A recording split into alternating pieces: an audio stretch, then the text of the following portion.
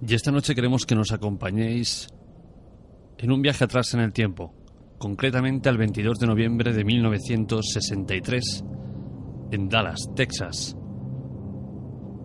Y además queremos que nos acompañéis con nuestro compañero de esta noche, Hugo Fernández.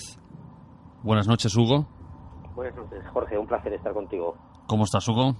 Pues perfectamente, como siempre. Muchas gracias, Jorge. Así me gusta, Hugo. Primera pregunta, ¿realmente estamos ante un hecho histórico? Estamos ante un hecho histórico porque, bueno, pues así podíamos contar y nos sobraría una mano de la cantidad de presidentes que, sobre todo de Estados Unidos, ¿no? Porque, bueno, en países, digamos, pues más en vías de desarrollo, esto prácticamente pasa todos los días, pero en un país como Estados Unidos, que se asesina a un presidente a plena luz del día y más en la época en la que sucedió, estamos ante un hecho histórico y que dio un giro totalmente completo a la política de Estados Unidos en aquella época. Kennedy venía con muchas ideas, no era tampoco, ni mucho menos, un santo, también tenía su lado oculto, su lado más oscuro también, pero bueno, era una persona que sí quería hacer reformas, sí quería cambiar algunas cosas que estaban imperando en Estados Unidos en la época. Y bueno, todo parece que llegó a su fin aquel 22 de noviembre a las 12:30 de la mañana. Hugo, concretamente, ¿qué hacía John Fitzgerald Kennedy en Dallas? Bueno, pues estaba en aquella época, pues estaba en plena campaña preelectoral, ¿no? Él se estaba presentando para su segundo mandato y bueno, Dallas era una parada obligatoria. Mucho también en parte porque Dallas siempre se caracterizó por ser un estado bastante duro en cuanto a la política, ¿no? Si bien es un estado prácticamente por historia del Partido Demócrata, hay que tener muy claro cómo es el Partido Demócrata en Texas. En Texas existen, pues digamos, dos bandos en el Partido Demócrata, los que están más cerca de los republicanos y los que son republicanos, pero bueno, por intereses personales o por enemistades, se hacen demócratas, pero bueno, prácticamente todos tienen un pensamiento republicano. De hecho, la visita de Dallas en gran parte fue porque dos de los que luego fueron testigos en la Plaza Dili, que fueron el gobernador Connally, que viajaba en el coche presidencial con Kennedy, también fue herido, y el senador Yaibur, que iba en el coche de Johnson detrás, prácticamente no se hablaban, estaban totalmente enemistados a pesar de ser del mismo partido político.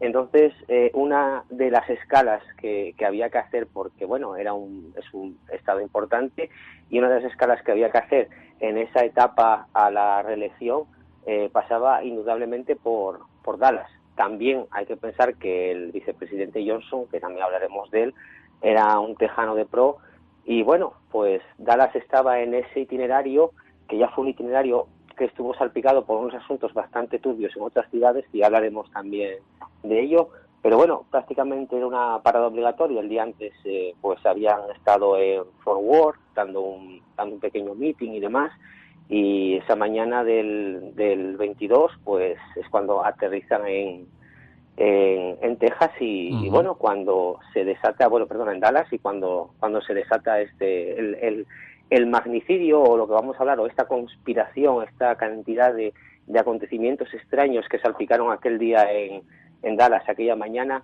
y que, bueno, ya te digo que Kennedy estaba allí pues precisamente por intereses políticos y sobre todo por intentar solucionar o dar a cara a la galería de que los demócratas de Texas pues se llevaban bien y no había ningún problema entre ellos. Hugo, has dicho que el día anterior estuvo dando un meeting, dando un discurso. Hay muchas teorías que dicen que una de las causas de su muerte pudo haber sido lo que dijo en este discurso. Sí, bueno, no fue exactamente en el discurso que dio Fort Worth, pero sí que hay un discurso en el que Kennedy habla de, bueno, de que hay que frenar un poco esas sociedades secretas que operaban en Estados Unidos prácticamente pues al margen de la ley, ¿no? Y que un Estado o un país democrático no podía tolerar que un grupo de personas quisieran gobernar en la sombra. y yo creo que sí, que mucho de lo que vamos a ver en la conspiración de JFK se mueve a través de estos grupos, digamos, secretos de poder que hay y que hubo y que siempre habrá, yo creo, en los Estados Unidos. De hecho, hay un grupo en Texas, que también creo que hablaremos de él cuando nos metamos un poco más en el tema, que podría estar hablando de este grupo perfectamente. Tampoco, cuando habla de sociedades secretas, tampoco creo que está hablando de ninguna logia de rituales secretos, que él también habló de rituales secretos, pero bueno, yo creo que se refería pues a reuniones y demás, ¿no? Pero sí que hay grupos de poder, y esos grupos de poder al final fueron los que acabaron con la vida del presidente, porque habían empezado una guerra prácticamente contra ellos. Kennedy lo había anunciado públicamente, que existía estos grupos de presión o estos grupos de poder o estos lobbies o como lo quieras llamar, que bueno, estaban ahí en la sombra intentando pues hacer del presidente una marioneta, como vemos muchas veces en muchos casos, ¿no? Incluso nos toca a nosotros muy de cerca cuando nos damos de cuenta de que muchas veces lo que hacen nuestros gobernantes o lo que hacen nuestros presidentes no va muy acorde con lo que pide la ciudadanía o con lo que necesita el Estado, ¿no? Sino que muchas veces parece que están velando por otros intereses que a veces tenemos muy claros, otras veces no tanto, pero al final son quienes mueven los hilos y muchas veces quienes ponen ahí al presidente para que juegue su juego, y cuando te opones a entrar ahí, pues es cuando estorbas y te tienen que quitar de en medio. Si te parece, Hugo, tengo ese discurso del que hablas aquí y me parecería que sería buen momento para poner a los oyentes un minutito para que escuchen a JFK y, como ya he dicho, valga la redundancia, ese discurso que muchos dicen que le llevó a su muerte. Sí, genial, me parece perfecto, Jorge. Ladies and gentlemen, the very word secrecy is repugnant in a free and open society. And we are, as a people, inherently and historically opposed to secret societies, to secret oaths, and to secret proceedings. For we are opposed around the world by a monolithic and ruthless conspiracy that relies primarily on covert means for expanding its sphere of influence, on infiltration instead of invasion, on subversion instead of elections, on intimidation instead of free choice. It is a system which has conscripted vast human and material resources into the building of a tightly knit, highly efficient machine that combines military, diplomatic, intelligence, economic, scientific, and political operations. Its preparations are concealed, not published. Its mistakes are buried, not headlined. Its dissenters are silenced, not praised. No expenditure is questioned. Ahí teníamos a John Fitzgerald Kennedy. Sé que mucha gente luego no es que se sienta ofendida, pero bueno, al no entender lo que dicen, pero Hugo ya lo ha explicado antes más o menos así por encima. La idea es que escuchéis su voz, porque muchas veces lo vemos en documentales, lo vemos en televisión cuando es el aniversario, pero pocas veces se enseña la voz de John Fitzgerald Kennedy. Creo que es muy importante quedarnos con esto a la hora de hablar de su vida y de su muerte. Hugo.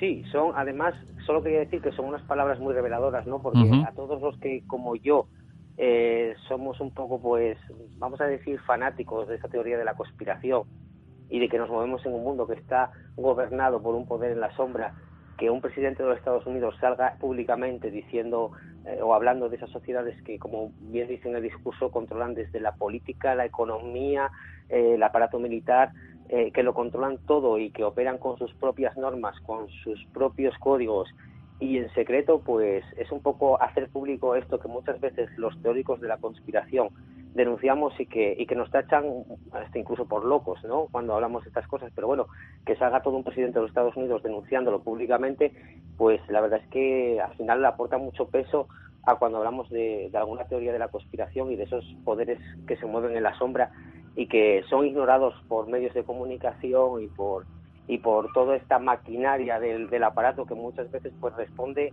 a los intereses de estas sociedades. 11:39, el avión del presidente Kennedy aterriza en Dallas.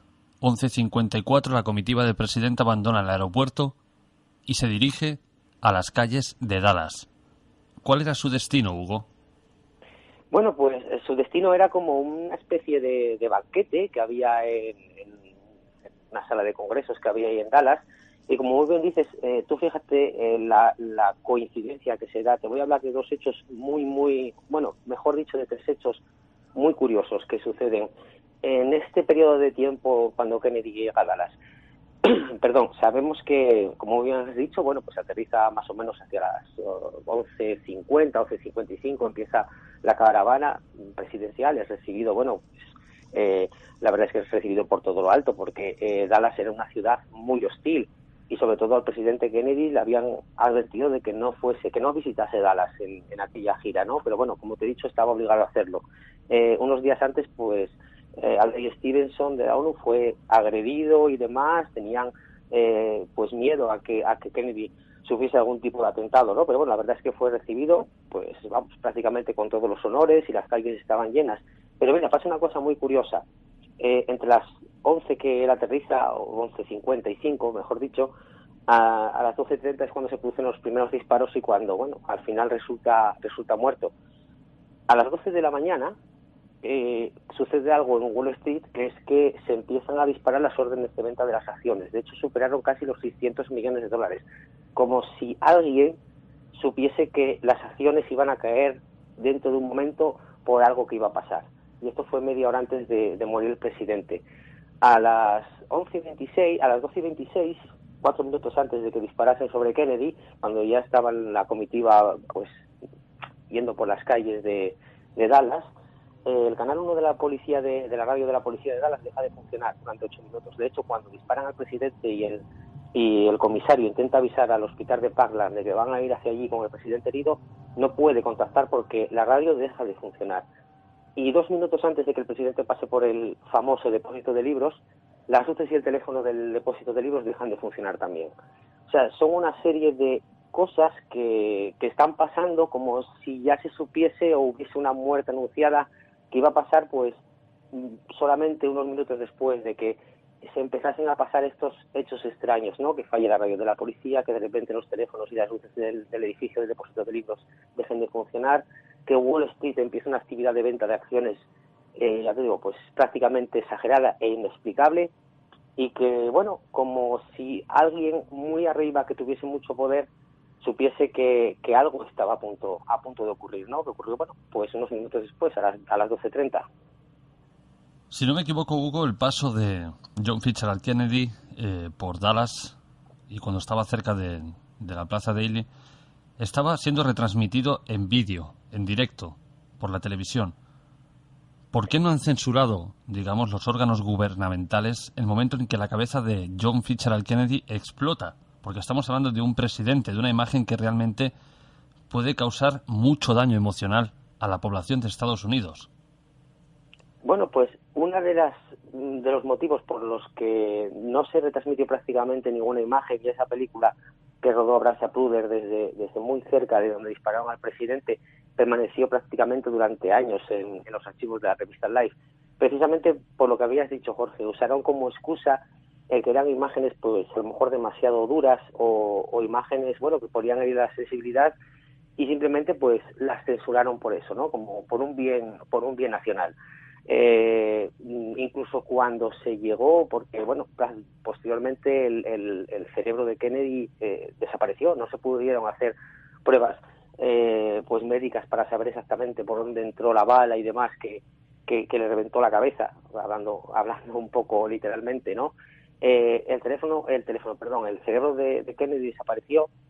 Y uno de los motivos que dieron fue que no se podía tampoco pues mostrar esas imágenes del hospital, que después se filtraron bastantes fotografías del hospital de Parkland, pero que no se podían mostrar esas imágenes pues porque eran de una brutalidad y eran pues prácticamente de mal gusto, ¿no? Entonces siempre hay una explicación o siempre hay una, digamos, pues no sé, una excusa, ¿no? Para no mostrar estas imágenes. Pero sucedieron muchas cosas en la Plaza Daly, aparte de lo que te dije, muchos testigos que vieron cosas distintas a lo que la opinión pública o lo que los medios de comunicación o la policía dijo que había sucedido.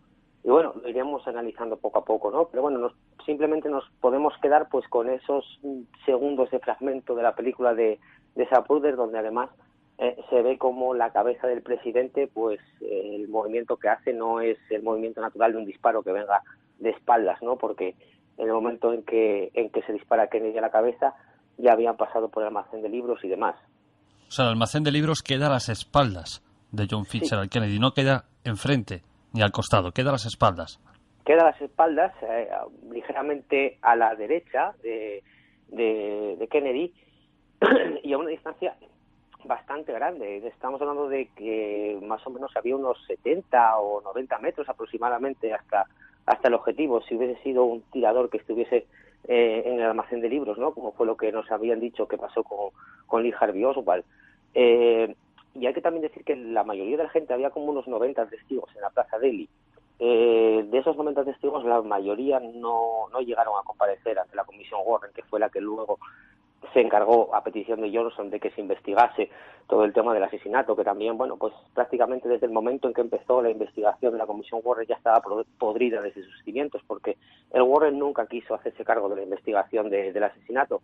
Fue Johnson quien le pidió que, bueno, tendrían que hacer una investigación oficial para que, bueno, se estaba jugando mucho Estados Unidos y si se demostraba que era una conspiración soviética, porque, bueno, ya hablaremos también del pasado de Oswald, si era una conspiración soviética o una conspiración procrastista o de izquierdas, podía prácticamente desencadenar en una guerra mundial. Entonces el Warren ya empezó con la investigación con la presión de si descubrimos un complot o descubrimos algo que pueda dar la impresión de que esto fue una conspiración, probablemente estemos metiendo a la nación en una guerra nuclear. Entonces lo que hizo la Comisión Warren fue ceñirse a la versión oficial que habría y ir buscando pistas que digasen directamente a Oswald y prácticamente no hacer caso a nada más, ¿no? Bueno, muy selectivos en lo que escuchaban, en lo que no escuchaban, en los testigos y demás. Y como te decía, había pues prácticamente 90 testigos en la Plaza Delhi y 60 de ellos, prácticamente la mayoría, dijeron que los disparos habían venido del montículo de hierba, el famoso montículo de hierba que estaba prácticamente delante del presidente. De hecho, la gente corrió hacia allí, hay muchos testigos que vieron humo. Cuando se empezaron a oír los disparos, la mayoría también dijo que en primer momento había pensado que era pues algún petardo de un tubo de escape de una moto, porque lo habían oído pues prácticamente en dirección a la caravana, en dirección a ese montículo de hierba. Incluso testigos que estaban en el almacén de libros, por debajo de la sexta planta donde supuestamente estaba Oswald, había dos testigos que trabajaban con él ahí en el almacén de libros, y dijeron que oyeron los disparos, lo que te digo, como si fuese un sonido de un petardo, o sea, oyeron los disparos desde abajo, no los oyeron en el piso de arriba, que estaba justamente encima Oswald, si supuestamente había disparado él. Entonces, prácticamente todo el humo, todo el movimiento se vio en aquella zona. Incluso Jay Burr, el senador que te había dicho antes que iba en el coche con Johnson, dijo que cuando pasaron por aquella zona la había olido a pólvora. Entonces sería imposible prácticamente que hubiese olido a pólvora si el disparo venía de 70 metros a la espalda. Él olió a pólvora cuando pasaron precisamente justo cuando cruzaban el triple puente y huían hacia el hospital y pasaron cerca de ese montículo de hierba. Ahí es donde sintió un olor como de pólvora. Hugo, 12:30 se producen 3 disparos contra el presidente. A las 12:31, al parecer la policía está entrando en el almacén de libros. O sea, un minuto después, o da igual 2, 3, tan rápido se dan cuenta de qué lugar ha venido los disparos. Bueno, sí. Esto supuestamente vino todo por un policía. Iba en una de las motos que iba en la caravana presidencial. Que dijo que él había visto como si saliese humo del sexto piso, ¿no? Entonces se bajó rápidamente de la moto y entró en el almacén de libros. Ahí se encontró además dice que recuerda que entró gritando como diciendo aquí dónde están los ascensores, y fue abordado por el encargado del almacén de libros y lo acompañó a echar un vistazo por las plantas. En la segunda planta encontró a Lee Harvey Oswald, que estaba tomándose pues una Coca-Cola. Si Oswald hubiese sido el asesino, hubiese tenido pues prácticamente, como tú bien dices, un minuto y medio para dejar el sexto piso, limpiar el rifle de huellas porque no se encontró ninguna, se encontró posteriormente cuando Oswald ya estaba muerto y se habían tomado las huellas, que muchos teóricos piensan que habían dejado o habían usado esas huellas que se tomaron después de estar Oswald muerto para marcar el rifle, porque en un primer momento no se encontró ninguna huella. Habría limpiado el rifle, lo habría escondido a otro extremo del almacén de libros y había bajado 4 pisos corriendo por las escaleras porque no había ascensor, o bueno, había ascensor pero no lo tenía en la planta. No se cruzó con ningún testigo, que además bajaban también las escaleras en ese momento, y habría aparecido un minuto después pues en el segundo piso tan tranquilamente. Ahí es donde el policía lo vio. Todo eso en un minuto. Todo eso en un minuto, sí. Además probablemente nunca se hubiese movido del sitio porque a las 12:15, 15 minutos antes de empezar el tiroteo, una de las compañeras de Oswald lo vio en esa misma segunda planta, pues almorzando. Era la hora de almorzar y lo había visto allí. Y probablemente no se haya ni siquiera movido del sitio porque desde que el último testigo, que fue esta compañera empleada, vio Oswald, lo había visto en la segunda planta, y cuando el policía entra con el encargado, sigue en la segunda planta. Entonces, como te he dicho, así, bueno, pues un poco fuera de micro, tal vez Oswald no llegase ni a disparar jamás ningún tipo de arma, ¿no? Y menos contra el presidente. Hubiese sido muy complicado que hubiese hecho todo esto, por no hablar ya de los 3 disparos en tan poco tiempo, porque es imposible, ningún tirador consiguió hacerlo, precisamente porque el rifle que tenía era un rifle de cerrojo que llevaba 2 segundos pues cargarlo y volver otra vez a apuntar. Y hubiese sido imposible realizar esos 3 disparos, y también hubiese sido prácticamente imposible pues hacer todo esto en menos de un minuto y medio y aparecer en el segundo piso. Entonces, ¿por qué se rodeó o por qué se entró tan rápido en el edificio? Pues precisamente porque este policía dijo que había visto humo desde el sexto piso. También hay testigos que dicen que vieron gente en ese sexto piso. La mayoría de los testigos hablan de 2 personas, uno más joven, moreno, de raza blanca, y otro como más viejo, calvo, de raza negra. Hay varios testigos que afirman haber visto a estas 2 personas moviéndose por el sexto piso. Probablemente haya habido algún tirador allí y haya dejado ese rifle para inculpar a Lee Harvey Oswald. De hecho, hay también un testigo que dice que vio como pocos minutos después 2 hombres, uno negro y otro blanco, salían por la puerta de atrás del almacén de libros y se subían a un coche y salían de allí pitando. Entonces, probablemente, ya te digo, Oswald nunca llegó a disparar. ¿Y por qué se llegó tan rápido al edificio? Supuestamente porque este policía vio humo salir desde aquella ventana. Has dicho que Oswald estaba en la segunda planta tomándose una Coca-Cola. 15 minutos antes, una compañera o una chica lo había visto almorzando. ¿Entendemos con esto que Oswald trabajaba en el almacén de libros? Sí, además, misteriosamente, fue un hecho muy casual, él empezó a trabajar en el almacén de libros pues un mes antes de empezar de ocurrir lo que ocurrió, ¿no? Muchas personas también creen que no es casualidad de que Oswald empezó a trabajar en el almacén de libros en fecha tan pronta, ¿no? Oswald prácticamente estaba condenado a ser un cabeza de turco desde el primer momento. Además, el almacén de libros era de un empresario, de Bert, que ya hablaremos luego de él, y tampoco estaba claro que la caravana presidencial fuese ni siquiera pasar por allí. El primer recorrido no iba a cruzar la calle Houston, iba a seguir por la avenida May, iba a cruzar, no iba a pasar ni siquiera por el almacén, delante del almacén de libros. La ruta se cambió la noche antes. Ni siquiera los periódicos de por la mañana recogieron la nueva ruta que iba a pasar por allí, por la Plaza Daly, y vamos, incumpliendo cualquier normativa de seguridad del servicio secreto, porque aquel giro que dio desde la calle Houston hasta Elm Street obligaba a la caravana presidencial a bajar a menos de 15 kilómetros por hora, sin la capota y demás, sin los motoristas a los lados, porque supuestamente fue una orden que dio Kennedy, que al final se demostró que fue falso, que había dicho que no quería motoristas a los lados, que los motoristas debían de ir detrás, y vamos, fue prácticamente llevar, hablando mal, el cerdo al matadero, ¿no? Allí lo emboscaron, allí lo cogieron y estaba todo planeado para que pasase por allí, y la operación estaba conjunta. Hay 2 figuras también muy extrañas que están en la Plaza Daly, el hombre del paraguas, como quien dice, que luego, bueno, fue identificado y demás. y estaba también con un hombre de color que llevaba como un walkie-talkie, y cuando pasa la caravana presidencial, pues el hombre negro levanta el brazo hacia arriba, y el hombre del paraguas, este misterioso hombre del paraguas que se le hace una fotografía, pues en pleno día soleado, nadie sabe por qué, abre un paraguas y lo mueve, ¿no? Dicen que fue una señal a los tiradores para avisarles del momento en que tenían que empezar a disparar. La verdad es que es un comportamiento un poco extraño el de estos dos individuos que están ahí en la Plaza Daly, pero bueno, yo creo que se preparó que pasasen por allí, los tiradores sabían ya que iban a pasar por allí, y la noche antes se cambia el recorrido, deciden desviar la caravana hacia la calle Elm, y allí es donde le hacen la emboscada, un fuego cruzado como luego veremos, y donde consiguen pues liquidar a Kennedy. Vamos a entrar ya en materia. Kennedy recibe 3 disparos. Si supuestamente fue Harry Oswald quien disparó, esos 3 proyectiles tendrían que venir por la espalda, pero casualmente no es así. No, y hubo mucha controversia con el tema del disparo en la garganta, ¿no?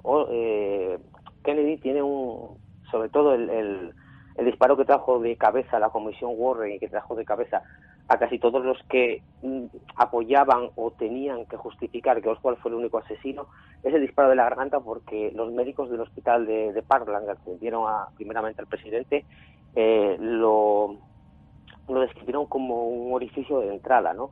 No tiene nada que ver el orificio de entrada de una bala con el orificio de salida. El orificio de entrada siempre suele ser mucho más pequeño, más regular en su forma y demás, y ellos lo describieron como un orificio de entrada. Luego cuando se lleva el cuerpo de Kennedy al hospital de Bethesda, porque bueno, prácticamente hubo una pelea campal en el hospital de Parkland porque los médicos querían hacer la autopsia y el servicio secreto pues se negaba y decía que no, que había que llevarlo a Bethesda, al hospital militar, a Washington, para que le hicieran allí la autopsia, y cambiaron un poco pues el que unos expertos doctores en anatomía forense y sobre todo en heridas de bala, porque veían prácticamente el estado de Dallas, se producían más muertes por herida de bala que en toda Gran Bretaña en un año. Veían heridas de bala varias al día y estaban acostumbrados a dictaminar o a descubrir de qué bala, de dónde venía y demás. Al hospital de Bethesda, donde la autopsia le hicieron doctores que prácticamente no tocaban un cadáver en su vida, era trabajo de oficina el que estaban acostumbrados a hacer. Entonces estos doctores de Parkland decían sin ningún tipo de duda de que la bala había venido de frente. ¿Cómo explicó esto la comisión Warren? Bueno, pues lo tuvo muy fácil, porque en el hospital de Parkland usaron la herida de entrada para hacer una traqueotomía. Entonces, bueno, pues al intentar entubar por esa herida y demás, la acabaron prácticamente destruyendo, y cuando llegó a Bethesda, pues prácticamente no se sabía si era una herida de entrada, de salida o qué era, ¿no? Pero los primeros que la vieron dijeron que era una herida de entrada. Esto ya te digo que fue un verdadero quebradero de cabeza. Pensaron que si tal vez Oswald hubiese disparado al presidente cuando estaba bajando por la calle Houston. Luego lo descartaron porque obviamente hay imágenes y demás en las que Kennedy no está herido hasta llegar a la Plaza Daly. Luego también pensaron que si tal vez hubiese girado sobre sí mismo, hubiese mirado hacia atrás para saludar a alguien, y entonces eso fuera cuando lo hubiese disparado y le hubiese entrado por la garganta. Fue un verdadero quebradero de cabeza. Lo que está claro es que esa herida, precisamente esa de la garganta, le entró de frente, y un tirador que hubiese estado a la espalda de Kennedy no hubiese podido hacerlo jamás, porque hubiese venido el tiro desde detrás, no hubiese venido desde delante. Entonces esa ya es una de las primeras incongruencias que tiene todo el informe Warren y de las que se basó la investigación. Esa herida ya por sí sola ya demuestra que hubo al menos otro tirador en Dallas. Ahora viene el kit de la cuestión. Si había otro tirador en Dallas, ¿dónde se encontraba? Porque aquí hay muchísimas teorías. Que alguien del servicio secreto que acompañaba el coche presidencial se giró, le disparó, que incluso su propia mujer acabó con la vida de él. ¿Dónde se encontraba ese segundo tirador? Bueno, pues a un 99%, y por lo que yo conseguí investigar sobre el tema, el tirador estaba en el montículo de hierba. Todos los testigos, como te he dicho, de la Plaza Daly estaban seguros, incluso policías, fueron corriendo hacia allí porque estaban seguros que los disparos habían venido desde allí. Lee Bowers, que era el operario del ferrocarril, que estaba justo detrás del montículo de hierba y había visto a lo largo de la mañana un extraño tránsito de coches, vio varios coches pasar por el aparcamiento y demás, algunos coches. Él decía que una vez que pasó un coche le parecía como que pasaba alguien hablando por un walkie-talkie. No podía ser de esto porque lo primero que pensó fue, bueno, pues es un coche del servicio secreto o de la policía que está, bueno, pues vigilando el parking y demás, pero fue imposible era imposible precisamente porque llevaba una pegatina, no dice mucho, pero lo dice todo, llevaba una pegatina sobre la campaña presidencial de Woodwater. Entonces ningún coche oficial puede llevar ninguna pegatina de ningún candidato a la presidencia o a la gobernación, ¿no? Lee Bowers vio, como te he dicho, varios movimientos de coches y cuando se produjeron los disparos le pareció ver humo salir de detrás del muro, ¿no? Del montículo de hierba. Varios testigos que estaban justo encima del triple puente vieron exactamente lo mismo. Uno de ellos salió corriendo hacia el parking del montículo de hierba y la comisión Warren, que fue de los pocos que llamó a declarar, dijo que cuando llegó allí al parking que no había visto a nadie, y él dice que no vio a nadie realmente, pero que si hubiese habido alguien entre la jauría de coches que había en aquella parte y lo que tardó en llegar hasta allí, hubiese podido escapar perfectamente. Y ahí el testimonio de un testigo, un hombre sordomudo que estaba yendo hacia el dentista, que cuando pasó por cerca de la comitiva, pues bueno, decidió parar para ver el desfile, ¿no? Y dijo que había visto claramente a dos hombres en ese montículo de hierba, que vio cómo uno disparaba, le entregaba el arma al otro. Este que había recogido el arma iba vestido como de mecánico, se guardó el arma en un maletín, se fue en una dirección y el otro hombre se fue en otra dirección totalmente distinta. Incluso te comentaré, Jorge, porque no es un tema muy conocido, aunque está rulando mucho por ahí, pero es un tema muy conocido, la foto de Mary Moorman. Hay una foto muy famosa que fue tomada por una ama de casa, fue investigada por dos investigadores tejanos y descubrieron lo que parece, te pasaré la foto si quieres para que la puedas colocar y demás, pero sí que parece que ella estaba en un sitio, Mary Moorman estaba en un sitio ideal cuando tomó la fotografía, justo enfocando al montículo de hierba y justo en el momento en que se voló la cabeza al presidente. Y sí que lo llamaron el hombre insignia, sí que se puede ver entre los árboles, claro, es una foto muy pequeña y hubo que buscar en un espacio de la foto aún más pequeño, casi de 1 centímetro cuadrado, pero sí que se puede ver como la silueta de un hombre. Parece que está vestido con el uniforme de la policía, por eso de ahí lo llamaron el hombre insignia, que sí que parece estar disparando justo el arma en el momento fatídico, ¿no? A que Kennedy le disparan en la cabeza. Pero por la cantidad de testigos, por todas las personas que había en la zona y apuntaron directamente a que los disparos venían del montículo de hierba, y al estar en la trayectoria tan perfecta, el segundo tirador o el tercero tenía que estar ahí apostado y fue el que al final dio el tiro de gracia que le dio. Claro, pero esto levanta otra serie de dudas. O sea, un disparo, imagino que era con un rifle, aunque fuera con un segundo tirador. Ese estruendo realmente se tiene que escuchar, la gente tiene que girarse. Alguien tendría que estar muy cerca, algún transeúnte, algún curioso que quería ver el desfile, alguien, ya no digo la mujer esta que tomó la foto o el sordomudo, o sea, alguien más tuvo que darse cuenta de aquello. Eso no puede pasar inadvertido así como así. Sí, es lo que te decía, ¿no? Muchos de los testigos dijeron que habían oído como si fuese el petardeo de una moto por la dirección aquella. Abraham Zapruder, el propio Abraham Zapruder que acabó la película, dijo que él había escuchado los disparos desde ese sitio. Había también un testigo que estaba muy cerca del montículo de hierba, sale, incluso aparece en la foto de Mary Moorman. Era un joven que estaba haciendo, estaba como de permiso en el ejército y intentó ponerse en aquella zona para rodar la comitiva y demás. Llevaba una especie de cámara de vídeo. Dice que cuando se fue a apostar allí, pues llegó una persona del servicio él dijo creo recordar que dijo que se había identificado, le había enseñado las credenciales de la CIA y le dijo que allí no podía estar, que estaba prohibido. Entonces se fue un poco más hacia otro lado y él dice que era soldado, que no había combatido, pero que habían hecho muchas prácticas con fuego real y que él oyó pasar las balas al lado suyo que venían desde ahí, desde el montículo.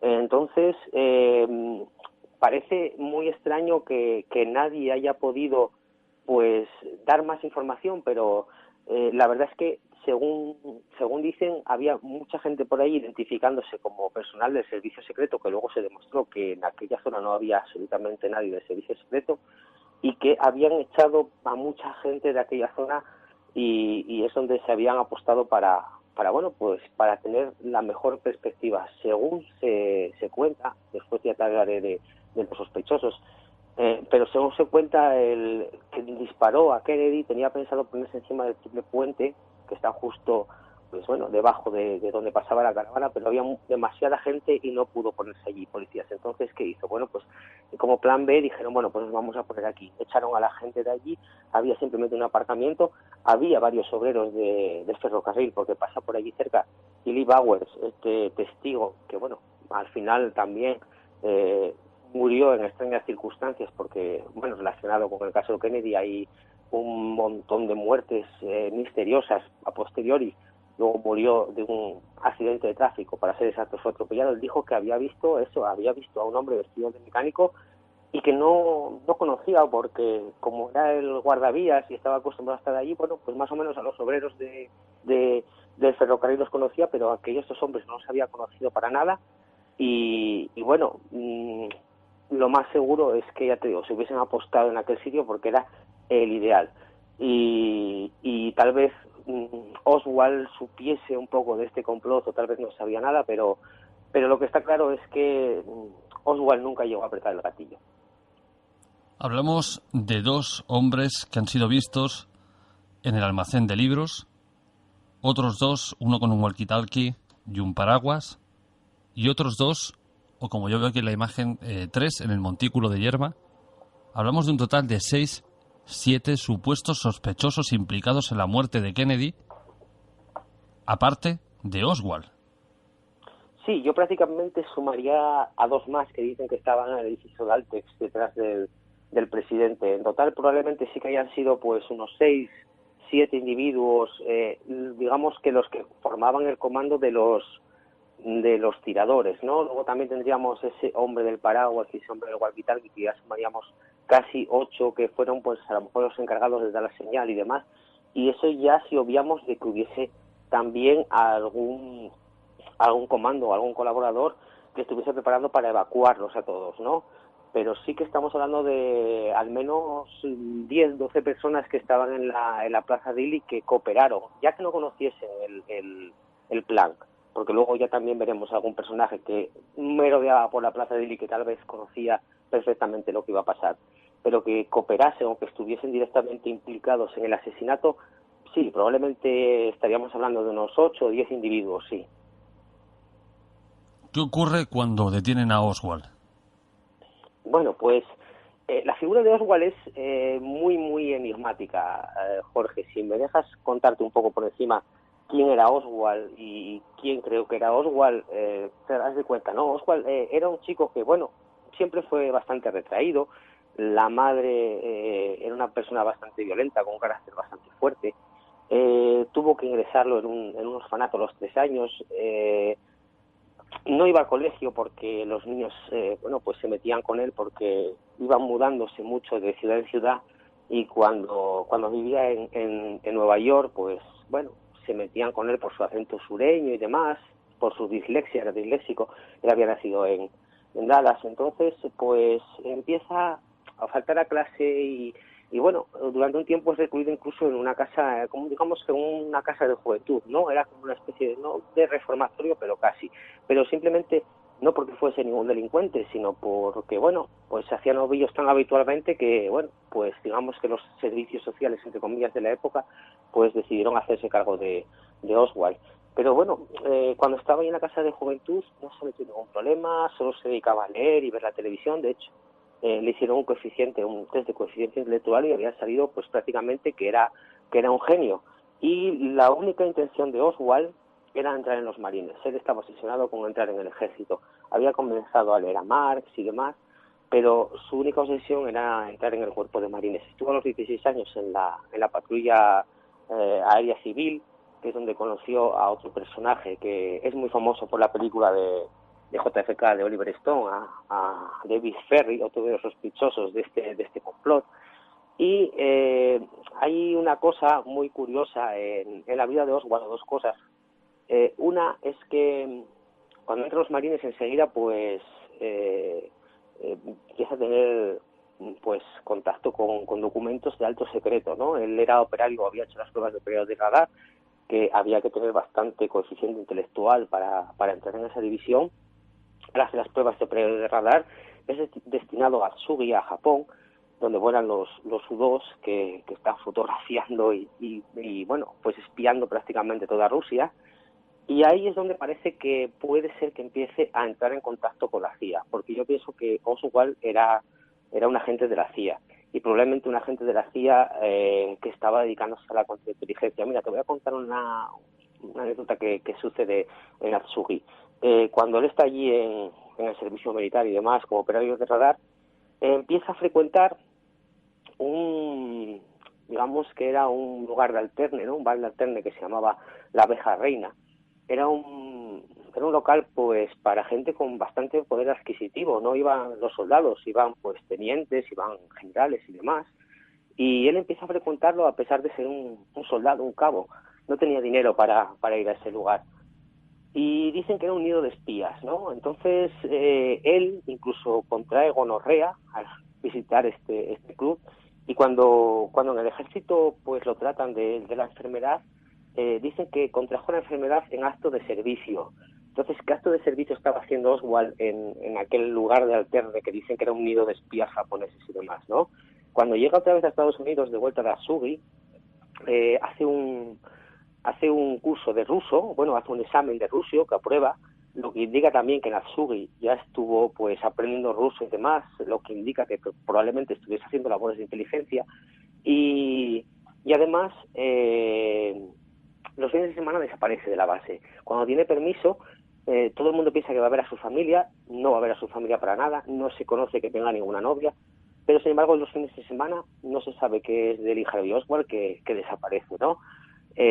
Compañeros suyos de Atsugi y demás dijeron que bueno, que era de la CIA, que ellos los habían reclutado y que por las conversaciones que tenían estaban seguros de que Oswald pertenecía a la CIA. Luego, bueno, fue cuando hace esa escapada a la Unión Soviética diciendo que quiere la ciudadanía y demás, ¿no? Que bueno, ya hablaremos también si quieres de eso, porque ahí hay un tema bastante interesante. ¿Qué sucede cuando arrestan a Oswald? Bueno, pues es todo tan extraño y tan complicado, Jorge, que no sabía casi ni por dónde empezar. Oswald, supuestamente, después de haber sido visto por este policía, abandona el almacén de libros por la puerta principal tranquilamente. Y empieza como una huida muy rocambolesca y muy llena de lagunas. Vamos, no hay nada que quede claro. Según la versión oficial, él coge un autobús, recorre unas pocas manzanas en el autobús y luego se baja para ir en dirección contraria. En el autobús, el chofer del autobús no reconoce a Oswald como nadie que haya subido. En la rueda de identificación, cuando la primera vez que la policía le pregunta, lo reconoce, pero al día siguiente, cuando está otra vez haciendo su trayecto, ve subir a un chico y se da cuenta de que dice, bueno, no, me equivoqué, no era Oswald, era este chico, se parecen, pero el que subió ayer era el chico este. Va la policía a decirles que se había equivocado, no le hace ni caso, sigue la versión de que él cogió un autobús. Tampoco se explica por qué, porque según este conductor decía, bueno, si Oswald vivía en Oak Cliff, iba hacia Oak Cliff, como luego veremos, no sé por qué cogió mi autobús cuando iba en otra dirección, si el autobús que venía detrás era el que iba a su casa. Se baja del autobús, camina 4 manzanas, coge un taxi, no parece que esté escapando porque cede el primer taxi a otra persona, a una mujer y demás que pasaba por allí, y decide coger otro. Y a este taxista también es interrogado por la policía. Le piden los registros del taxi. Y él en los registros dice que, bueno, que la persona que recogió, o el único hombre que recogió en aquella mañana y que podría concordar con Lee Harvey Oswald, lo recoge a las 12:30 y lo deja a las 12:45 en su destino. Ya estamos hablando de horas que no coinciden, Jorge, porque si contra el presidente dispararon a las 12:30 y este policía vio a Oswald a las 12:30 en ese piso, y este taxista dice que el único hombre que recogió fue a las 12:30, bueno, pues ya no cuadra, ¿no? Los registros del taxi, bueno, pues la comisión Warren, ¿cómo explicó esto? Bueno, pues diciendo que el taxista apuntaba las horas cada 15 minutos, no apuntaba el tiempo exacto. Pero bueno, en los registros que se pueden ver del taxista hay fechas de ese día, horas a las 12:37, a las 11:28, no apuntaba de 15 minutos en 15 minutos. Entonces tampoco está claro que haya cogido un taxi para huir. El taxi que supuestamente cogió lo deja pasada su casa. O sea, no se para en su casa, sino que se para más adelante de su casa. Y dice que este chico, cuando lo deja, este supuesto Oswald, va caminando todavía en dirección pues norte, ¿no? No dirección sur como tendría que ir a su casa. A pesar de todo esto, bueno, pues llega a casa que tenía alquilada sobre la 1 de la tarde, más o menos, sube a su habitación, se cambia de ropa, dice la policía que coge un revólver, aunque su casera dice que, a pesar de hacerle la limpieza y en la habitación y demás, jamás se vio ningún revólver. Y también la casera dice algo muy extraño, ¿no? Dice que cuando Oswald está en casa, un coche de la policía se para delante y toca 2 veces el claxon y arranca, como si estuviese haciendo algún tipo de señal.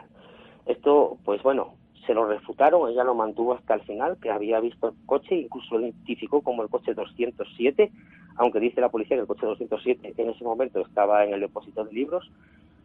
Y Oswald entonces es cuando sale de casa y cuando se produce el incidente del policía, ¿no?, de Tippit.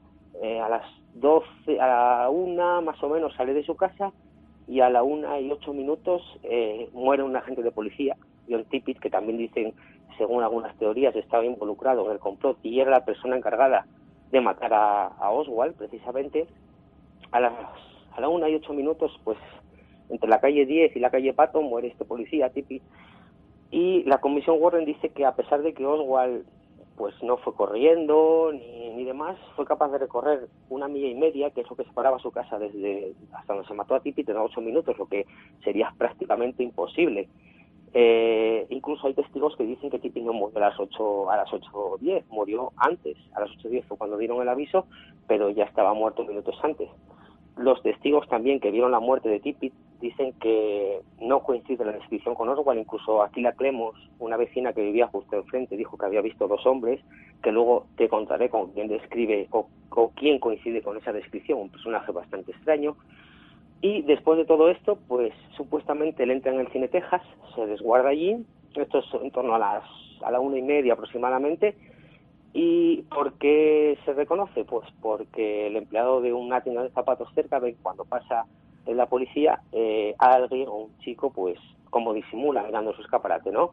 Entonces parece sospechoso, ve que este chico entra en el Cine de Texas y es cuando llama a la policía y cuando lo detienen en el cine. O sea, porque pasa una persona delante de su escaparate y le parece sospechoso, llama a la policía.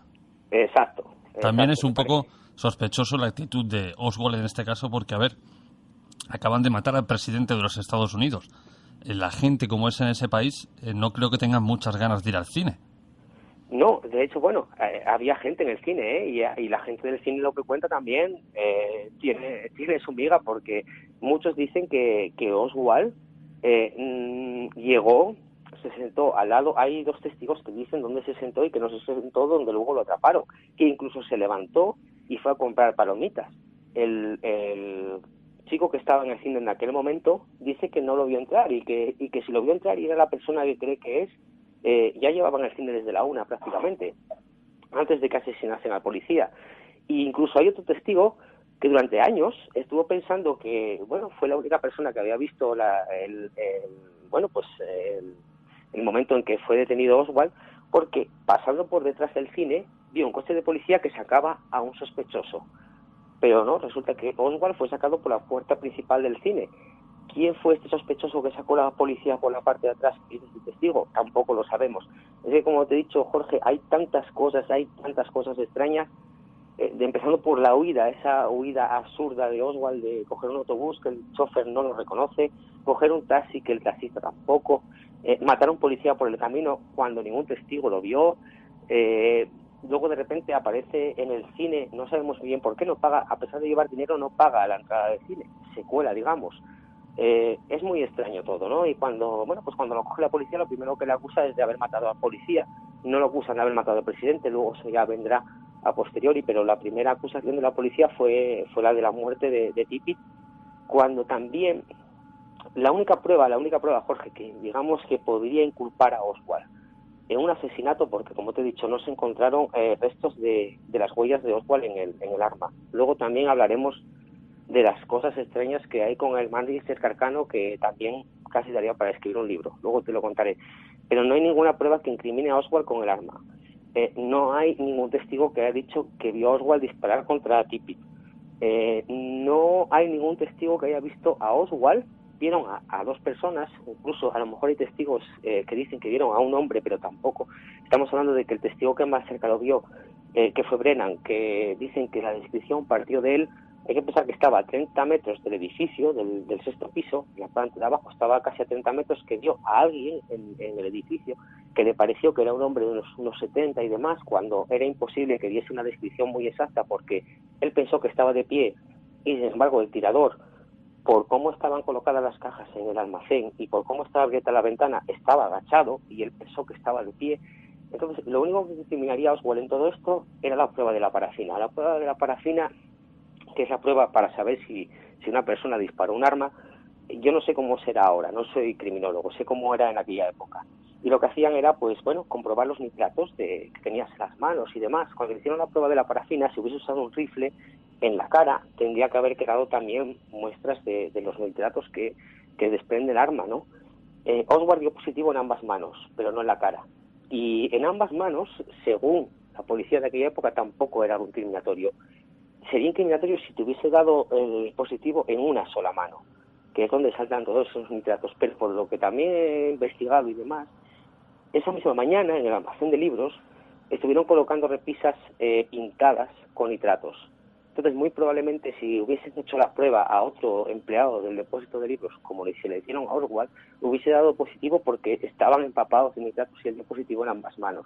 Entonces, no hay absolutamente nada, es que no hay ninguna prueba que inculpe a Oswald con todo esto, y sin embargo, desde el primer momento, Jorge, se le acusó y se le condenó sin juicio ni nada. Dije, no, tú eres el asesino, y él lo dijo, ¿no? Soy un cabeza de turco, y al final es lo que fue. Eso es lo que te iba a preguntar, Hugo. ¿Oswald reconoció en algún momento el crimen? No, de hecho no reconoció ni haber disparado contra el policía. Él solamente dijo que lo estaban acusando de eso, pero no reconoció en ningún momento el crimen. Simplemente fue, como te dijo, el cabeza de turco, que todas las miradas fueron hacia él. Dijeron, tú eres el culpable porque estabas en el almacén de libros, porque supuestamente cuando empezaron a perseguir a Oswald fue porque cuando llegó la policía al almacén de libros, al famoso almacén de libros, hicieron un recuento, dicen que faltaba Oswald y que bueno, es falta este empleado, vamos a ponernos a buscar. Pero también es falso. En el almacén de libros trabajaban alrededor de unas 75 personas. Cuando la policía hizo esta supuesta lista, que jamás se hizo, según palabras de los empleados y según palabras del encargado del almacén, no se llegó a pasar lista en ningún momento, pero aunque se hubiese pasado lista, faltaban 48 empleados. 5 de ellos incluso no fueron ni a trabajar ese día. Entonces, que hayan ya dicho, bueno, pues además a la velocidad que fue, a las 12:30 se producen los disparos y a las 12:45, sin que todavía hoy haya una explicación para eso, la policía ya da una descripción exacta de cómo es el individuo que están buscando. Supuestamente, según la policía, ¿de dónde parte esta descripción? Pues el testigo que te había dicho, Brennan, que vio a una persona en el sexto piso, que no la pudo ver bien, ni mucho menos, pero como te he dicho, él pensaba que estaba de pie cuando el supuesto persona que estaba en el depósito de libros estaba agachada. Dio una descripción además que podríamos encajar prácticamente cualquiera. Jorge dijo, bueno, pues es una persona de unos 30 años, de unos 70, 61 kilos, vamos, lo describió a la perfección. De esto parte la orden de búsqueda, y de esto supuestamente es cuando muere este policía Tippit, que es muy extraño. Tippit estaba ya también, hay muchos que le acusan de que estaba un poco metido en el tema de la mafia y demás. De hecho, estamos hablando de que la policía de Dallas es la más corrupta de Estados Unidos, y este policía era el encargado de matar a Oswald. Entonces, a él lo primero que le acusan es de la muerte de este policía. ¿Por qué? Bueno, pues supuestamente porque vivía cerca, entre comillas, de su casa. La comisión Warren también tuvo que hacer piruetas para conseguir cuadrar los tiempos, como te digo, para que Oswald le diese tiempo a recorrer esa milla y media, aunque reconocen que no la hizo corriendo, porque ningún testigo lo vio correr, que recorrió milla y media en 8 minutos.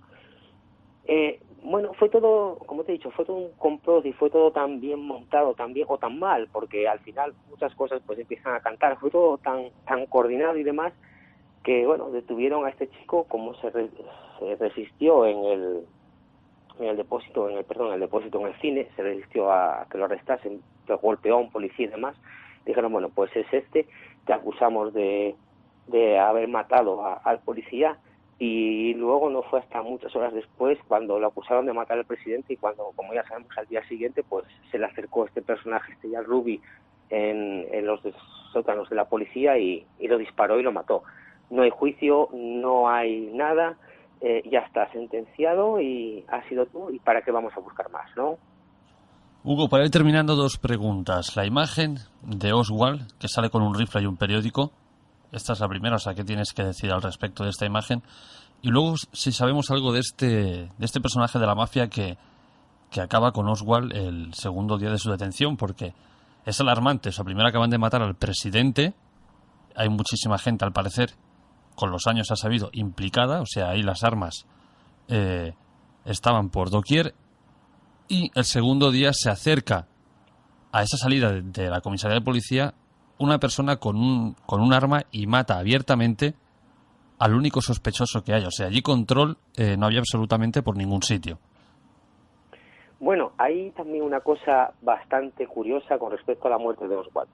Jack Ruby, que fue quien lo mató, él decía que lo había hecho por evitarle a Jacqueline Kennedy pues tener que testificar y someterse a un juicio. Lo que se cree es que Ruby era el encargado de borrar todas las huellas. Luego, si quieres, veremos de quién, ¿no? Entonces, ¿cómo entró a la comisaría? Esa es la primera incógnita. ¿Cómo entró Jack Ruby a la comisaría de policía? Lo primero que se pensó fue que había entrado por el garaje, por el sótano, pero el policía que vigilaba el sótano dijo que no había entrado por allí. Incluso fue sometido al detector de mentiras y dio positivo en el sentido de que estaba diciendo la verdad. Por allí Ruby no entró. ¿Cómo entró Ruby o quién le facilitó a Ruby entrar a la comisaría de policía?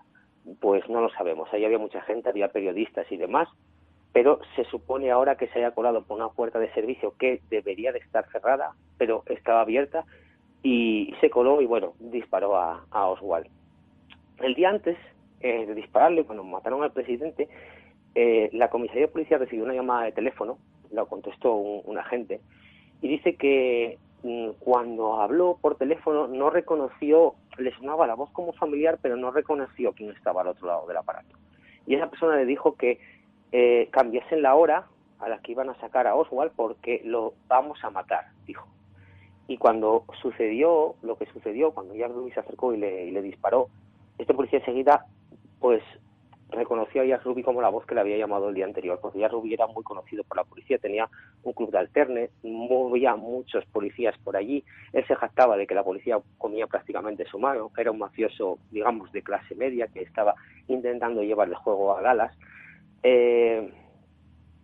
¿Cómo entró allí? Pues, bueno, esa es la primera incógnita. La segunda, si ves las imágenes del momento en que sale Oswald, hay una cosa también que me llama poderosamente la atención. Cuando están sacando a Oswald, porque iban a llevarlo a la cárcel del condado,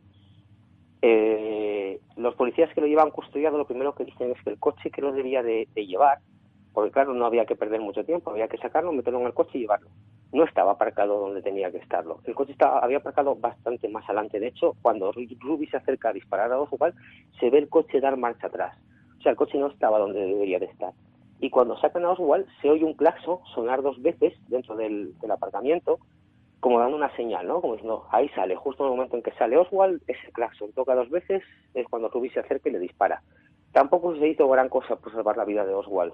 La ambulancia podía haber incluso auxiliarse de medicamentos para intentar pues parar la hemorragia y que no se infectase, pero no se hizo absolutamente nada por salvar la vida de Oswald. Y este personaje, Jack Ruby, estaba como obsesionado con Kennedy.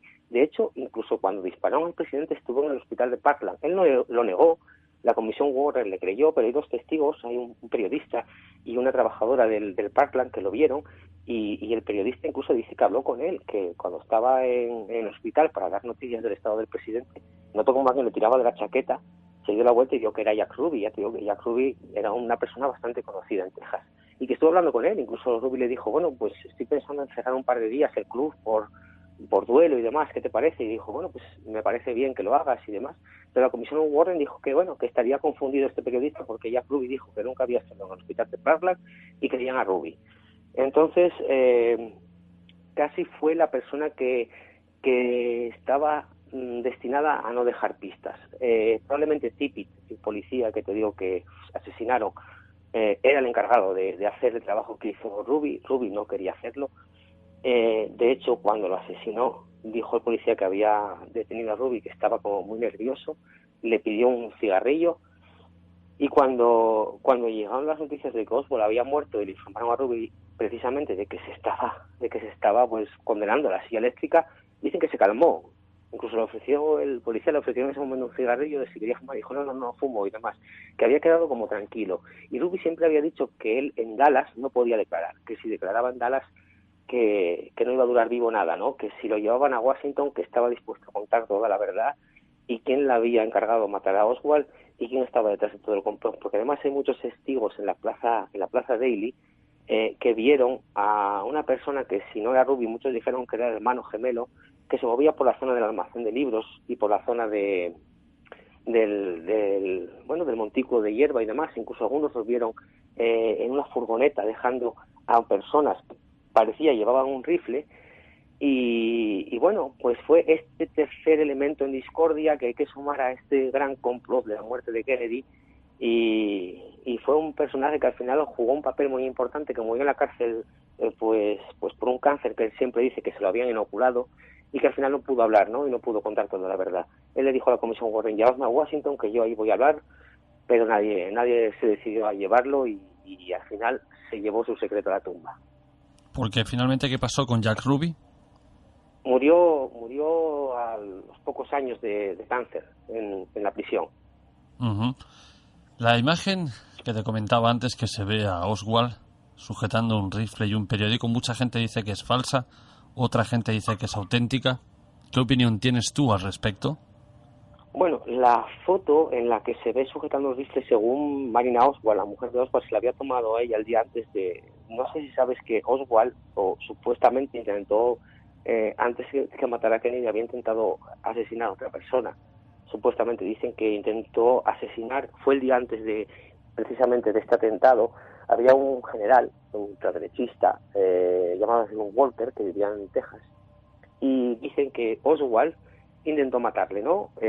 Por las pruebas que se encontraron bastantes fotografías en su casa, que había estado rondando la casa de Edwin Walker, y muchos también teóricos piensan que, aparte de que Oswald era un mal tirador, de hecho así lo dijo un compañero suyo de los Marines, Nelson Delgado, que era prácticamente un pero a la izquierda, que parecía que controlaba más el fusil a Oswald que Oswald al fusil, ¿no? De hecho, la comisión Warren pues prácticamente se cargó con ese testigo por decir eso. Dijeron que él no era nadie para valorar la capacidad de tiro de Oswald. Oswald se saca esa foto precisamente el día antes, supuestamente se saca esa foto, y ha pasado algo muy extraño. Sale de su casa con su rifle, alguien atenta contra este general Walker. Dicen que todo fue un montaje, probablemente ya para empezar a hacer más grande esta leyenda negra de Oswald, porque alguien que le dispara a 30 metros escasos, estaba parado, estaba sentado en su silla leyendo un libro, y fallan y le dan en un brazo, y luego esa misma persona, pues, supuestamente fue Oswald el que cometió este atentado, es capaz de disparar al presidente en movimiento a 90 metros y demás. Y Marina Oswald lo que dice es que ve a Oswald salir esa noche con su rifle y vuelve sin él. Es decir, o tenía Oswald dos rifles, porque cuando llegó la policía a su casa, es que además está contado también por Ruth Payne, que vivía con Marina Oswald, cuando la policía entra en casa de Oswald después del asesinato de Kennedy y preguntan a Marina, ¿su marido tiene un arma o un rifle? Dijo, sí, está aquí. Y estaba allí precisamente, estaba envuelto en una sábana. Entonces, ¿de dónde salió ese arma que apareció en el almacén de libros? Un arma, por cierto, también te voy a decir que la policía, cuando la encontró, dijo que era un Mauser, no era un Mauser cercano. De hecho, la mayoría de los testigos, la mayoría de los policías identificaron el arma como un Mauser, que era complicado que se hubiesen todos equivocado. El arma estaba pues totalmente descalibrada la mira, No aparecía, como te he dicho, ninguna huella. Era un rifle pues semiautomático, prácticamente arcaico, se habían fabricado durante la Segunda Guerra Mundial. De hecho, era prácticamente irrastreable porque hubo tanta demanda en Italia de fabricar ese rifle que muchas veces llevaban hasta el número de serie, era el mismo un arma que en otra. Y otra cosa también, tampoco se explica, ni tampoco fue capaz de explicarlo la Comisión Warren de manera un poco creíble, cómo se había hecho Oswald con munición para ese rifle, porque desde el año 44 nadie fabricaba munición para el Mark Scarcano. Tenían que tener esas balas pues por lo menos 20 años. Entonces, esa fotografía, como bien dices, muchos apuntan a que es falsa, pero la propia Marina Oswald, la mujer de Oswald, reconoció que se la había sacado ella. También hay que ver a la presión a la que estuvo sujeta en los momentos del interrogatorio y demás, porque estaba viendo prácticamente momentos de pánico. Estaban acusándola de que su marido, que había vivido en la Unión Soviética, que podría tener lazos con la KGB y demás, que hubiese asesinado al presidente y que ella, su tío, era miembro de la KGB y que pudiese estar metida en ese complot. Yo creo que hubiese dicho cualquier cosa que le hubiese mandado decir. Hugo, para terminar, tu opinión sobre qué pasó aquel día, sobre qué pasó con el asesinato de John Fitzgerald Kennedy. Bueno, si me estás hablando de quién estaba detrás, yo creo, mira, te voy a contar algunas pequeñas cosas para terminar ya. Parecía que el caso de Kennedy fue ya una muerte anunciada. Mira, te voy a dar un dato. El 2 de noviembre, 20 días antes de ocurrir lo que ocurrió en Texas, es arrestado en Chicago un hombre llamado Thomas Dale con un rifle, una escopeta y gran cantidad de munición. El mismo día, además, que la caravana de Kennedy iba a pasar por la ciudad de Chicago. Como te he dicho, estaba haciendo la campaña preelectoral y tenía que viajar a visitar varias ciudades. 20 días antes, como te he dicho, se detiene este hombre. ¿Cómo se detiene a Thomas Dale? Pues según un agente del servicio secreto que se llamaba Abraham Bolden, dijo que en la oficina de Chicago recibieron un teletipo firmado por un informante llamado Lee. No se sabe quién era este Lee, que alertaba de la presencia de un equipo de francotiradores cubanos que estaban preparados para matar a Kennedy. Otra cosa también muy muy extraña, los paralelismos entre este Thomas Dale y Oswald son asombrosos. Mira, ambos eran personas bastante solitarias, ambos habían ido a los marines y habían estado destinados en Artsugi. Dale también había encontrado trabajo unos meses antes en un edificio por donde pasaría justo la caravana presidencial de Kennedy ese día. Y alguien llamado Lee había informado a la policía de todo esto. El 18 de noviembre estaba pensado que Kennedy hiciese una gira por Miami. Al final esa caravana también presidencial se suspendió, se hizo el recorrido en helicóptero porque un confidente de la policía, Somerset, instaló unos micros en la casa de un millonario. Estaba también bastante relacionado con el Ku Klux Klan y demás, que se llamaba Joseph Milter.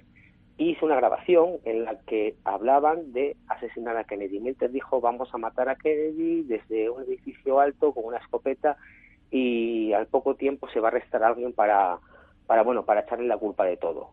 La policía detuvo a Milter, a este empresario, fue interrogado, lo soltaron a las 24 horas, y muchos investigadores también creen que Milter estuvo en la Plaza Dili aquel día porque hay fotografías que así lo demuestran. Entonces prácticamente estamos hablando de una muerte anunciada, ¿no? Algo se estaba cuajando. Si no hubiese sido en Chicago, hubiese sido en Miami. Si no, fue en Dallas, como fue el sitio perfecto. ¿Quién estaba detrás del asesinato? Pues bueno, después de tantos años de investigación todavía no lo tengo claro, ¿no? Te puedo decir que los sospechosos al final se reducen a tres. Probablemente los tiradores los haya puesto la mafia. ¿Por qué pienso que haya sido la mafia? La mafia y la CIA estaban trabajando estrechamente en aquel momento, sobre todo en Cuba. En el tema de Cuba, cuando llegó Fidel Castro y expulsó a Batista, en La Habana, que hasta ese momento había sido pues prácticamente un vergel de negocio para la mafia, que había estado allí sus casinos, su zona de juego y demás, pues Fidel Castro llegó y les acabó con todo aquello y les echó, y la CIA y la mafia estaban trabajando juntos para asesinar a Fidel Castro. Probablemente cuando vieron que Kennedy no iba a darles el apoyo que necesitaban, pues decidieron aliarse para asesinarlo. La CIA puso la tapadera y la mafia puso los tiradores. ¿Por qué pensamos esto? Pues porque quién mejor que ser un tirador de la mafia, estando sujeto por la omertá, ¿no? Por este pacto de silencio, y porque sabes que cualquier cosa que digas lo vas a pagar con tu vida o la va a pagar tus familiares, haya sido suficiente para capar todo este complot, ¿no? Si quieres luego ya para acabar te doy nombres y ya acabamos, de los que creo que hayan sido posibles tiradores. Y después también está la figura de Lyndon Johnson, el vicepresidente, el que al final prácticamente salió más beneficiado con todo esto.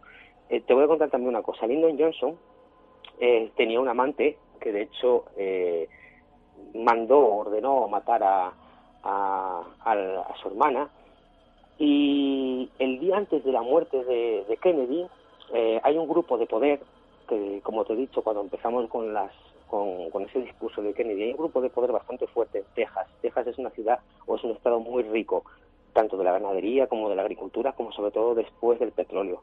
Había un grupo que se llama el grupo F8, es un poco, digamos, Suite F8 se llamaba, es como, podríamos decir, el Club Bilderberg, pero en Texas.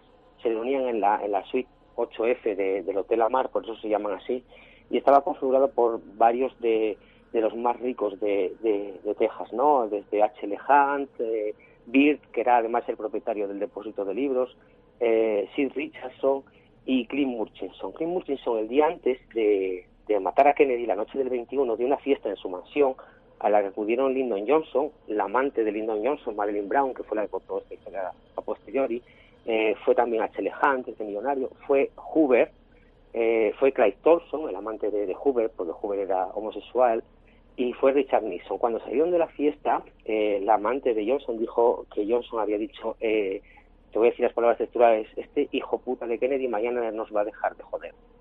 Y entonces probablemente también este grupo de millonarios que Kennedy quería acabar con la guerra de Vietnam, estaba ya pensando en sacar tropas, y todos ellos tenían contratos millonarios en Vietnam. La General Dynamics, que era una empresa de Texas, tenía un contrato de 7.000 millones para fabricar los cazas F-111. Hubo además allí también un escándalo porque la favorita era la Boeing, y después se descubrió, bueno, pues que había habido sobornos, había habido pues juegos de poder. Johnson estaba implicado en la concesión de este contrato millonario. La Bell Helicopter, que era también una empresa tejana, tenía los contratos para fabricar los helicópteros de combate de Vietnam. LTAV Aerospace, que era propietaria de Byrd, el que también era propietario del almacén de libros, tenía un contrato millonario para fabricar los H-7 Crusader. Algo se movía ahí en Texas. Estaban, digamos, que en el sitio ideal para decir, bueno, esto lo vamos a llevar a cabo aquí. Entonces, ya te digo, ¿quién salió beneficiado? La empresa armamentística, porque si hubiese acabado la guerra de Vietnam, se hubiese acabado el negocio. Esta empresa armamentística de Texas estaba muy relacionada también con algo que quería hacer Kennedy con el petróleo, porque prácticamente todos tenían pozos de petróleo y tenía una excepción del 27% fiscal que Kennedy quería acabar con ella. La mafia había empezado una guerra contra los Kennedy, porque si bien dicen que Kennedy llegó a la presidencia gracias al apoyo de la mafia, porque el padre de Kennedy tenía muchos negocios con la mafia y se apoyó en la mafia para que su hijo fuese presidente, y cuando llegó a la presidencia lo primero que hizo él y Robert Kennedy, que luego también lo mataron, fue empezar a ir a por los mafiosos, empezar a apresarlos a todos. Kennedy fue sembrándose tantos enemigos, Jorge, que al final le explotó entre las manos. Sobraba tanta gente que, digamos que, como dice el dicho, ¿no?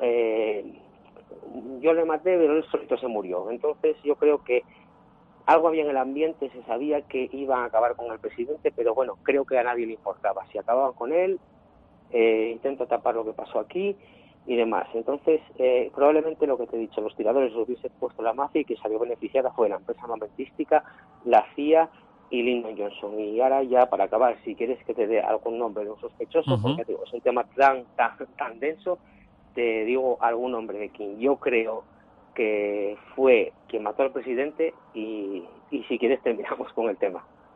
De acuerdo, Hugo. Pues mira, te voy a decir, yo en el tiempo, como te he dicho, que llevo investigando el tema, siempre se habló de los tres vagabundos. No sé si viste la historia de estos tres hombres que detienen en los ferrocarriles, fueron fotografiados y demás. Bueno, hay tres sospechosos, o tres hombres que detienen en los ferrocarriles, los llamaron los tres vagabundos, que fueron reconocidos tiempo después como, fíjate, uno de ellos era Charles Harrison, que es el padre de Woody Harrelson, el actor. Él estuvo prisionero en una cárcel por haber matado a un abogado durante bastante tiempo. Murió al final en la cárcel en 2007. Estaba relacionado con el crimen organizado y era muy buen tirador. Otro de esos vagabundos era Charles Eric Rogers. Durante la Segunda Guerra Mundial trabajó para la inteligencia naval. Conocí a David Ferry porque también estuvo en la patrulla aérea civil con Lee Harvey Oswald y desapareció en el año 65 de manera bastante misteriosa. Sus padres aparecieron descuartizados en su casa y a él se le dio por desaparecido. Y el tercer vagabundo que aparece en las fotos se identificó como Charles Holt, que dijo que él había viajado de Los Ángeles a Dallas para dar los pasaportes y para dar las identificaciones del servicio secreto a la gente que estaba por allí. Pero las dos figuras que me llaman mucho la atención, Jorge, para terminar. Lucien Sarti es un tirador francés, un investigador que investigó mucho el tema de la mafia y de Kennedy. Habló con un confidente de la policía y con un preso de la First Connection que estaba en la cárcel, que se llamaba Christian David. Al final, el confidente de la NSA, de la Oficina Antidroga de Estados Unidos, dijo que era todo cierto lo que le había contado, y esta persona, Christian David, había dicho a este investigador Atebel, que escribió un libro sobre ello, que le había llegado el contrato de matar a Kennedy en Francia. La mafia francesa, la mafia de Marsella, había buscado tiradores a expensas de la mafia de Estados Unidos porque no querían usar sus propios hombres, como quien dice, porque ya estaban fichados y demás, y prefería contratar a tiradores que no conociesen en Estados Unidos. Se apoyó de la mafia marsellesa para contratar a estos tiradores. A este Christian David, que estuvo varios tiempo en la cárcel, creo que ahora ya muerto, se le preguntó si quería aceptar el trabajo. Y lo rechazó porque era muy peligroso, pero dicen que solo podía dar un nombre, precisamente por lo que te digo, por este pacto de silencio, solo podía dar un nombre a este investigador, y pudo darle ese nombre porque ya estaba muerto. Dijo que de los otros tiradores no iba a decirles el nombre. Y este tirador que dio el nombre fue Lucien Sarti. Posteriormente murió en México un enfrentamiento de la policía y es uno de los sospechosos también. Pero quien yo creo o quien sospecho más, te voy a contar la historia de Jack Lawrence. Jack Lawrence entra a trabajar con un concesionario Lincoln Mercury en Dallas poco antes de la muerte de Kennedy, mintiendo sobre sus referencias, ¿no? Consiguió el trabajo pues habiendo mentido. El día 21, el día antes de la muerte de Kennedy, toma un coche prestado del concesionario, y al día siguiente, el día del magnicidio, no acude a trabajar a primera hora. Llega a la 1 de la tarde, aparece pues sudoroso, aparece sucio, aparece jadeando y demás, muy nervioso, y tanto llama la atención que sus compañeros deciden llamar a la policía. Aparece la policía, le interrogan, pero a las 24 horas lo dejan en libertad. El coche que había desaparecido del concesionario, o que había tomado prestado del concesionario, aparece en el depósito de libros, en el parking del depósito de libros, y al día siguiente también, para días posteriores, se supo que estaba relacionado con Carlos Marcello, que era un mafioso de Estados Unidos y que era un excelente tirador, y que además también tenía amistad con Jack Ruby. Entonces yo creo que este Jack Lawrence es una de las figuras más importantes. Y ya la última cosa, ya que te voy a decir para acabar, hay un libro que se llama El último testigo, que habla de Billy Solestes. Billy Solestes era un empresario de Texas que decía que tenía bastantes tratos turbios con Lyndon Johnson en el tema de concesiones de explotación de algodón y demás. Y Johnson estaba metido pues en este tema de sobornos, estaba engordando la caja B con estos contratos fraudulentos, y Johnson tenía, digamos, entre comillas, un matón que se llamaba Malcolm Wallace, ¿no?, que trabajaba para él en los trabajos más turbios. Hablan de que Johnson era bastante mafioso. Malcolm Wallace, de hecho, estuvo implicado en la muerte de uno de los que controlaban todo este asunto del algodón en Texas.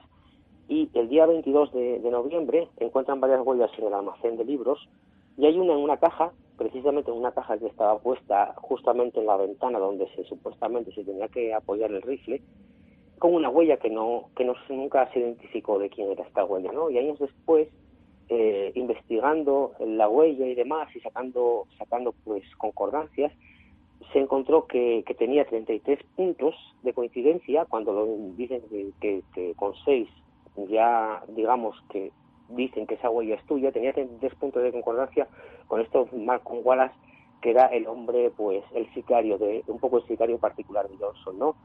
Que hacía esta huella en el almacén de libros de este hombre, justamente en la ventana donde se disparó contra Kennedy. Bueno, pues ahí queda un poco eso, ¿no? Hablando de estos, digamos, supuestos tiradores y de dónde viene esta conspiración. Pues, queridos oyentes, Hugo os ha mostrado todas las pruebas, todas las teorías, todas las historias. Ahora, como siempre, está en vuestras manos decidir qué queréis creer, qué queréis pensar, si realmente fue Oswald quien acabó con la vida de Kennedy, si estuvo implicada la mafia, si estuvo implicado el vicepresidente, luego sería presidente, Lyndon Johnson, si estuvo implicado el servicio secreto. Como he dicho, en vuestras manos queda. Y Hugo, agradecerte enormemente que hayas pasado por nuestro programa y nos hayas contado esta fascinante historia. Para nada, Jorge, sabes que el placer es siempre mío y además es un tema que me apasiona y hay veces que me demoro mucho hablando de ello, pero te agradezco que me hayas dejado exponer el tema, Jorge. Pues un abrazo, amigo, y buenas noches. Un abrazo, Jorge, otro para ti.